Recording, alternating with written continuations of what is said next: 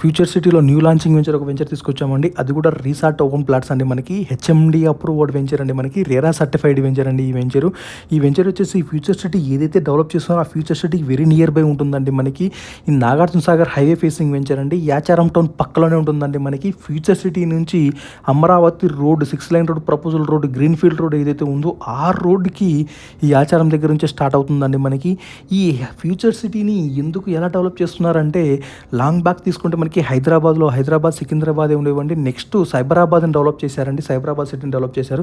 ఈ సైబరాబాద్లో తీసుకుంటే present 177 crores, 70 crores, 100 crores per ఒక ఎకరా పలికిందండి మనకి.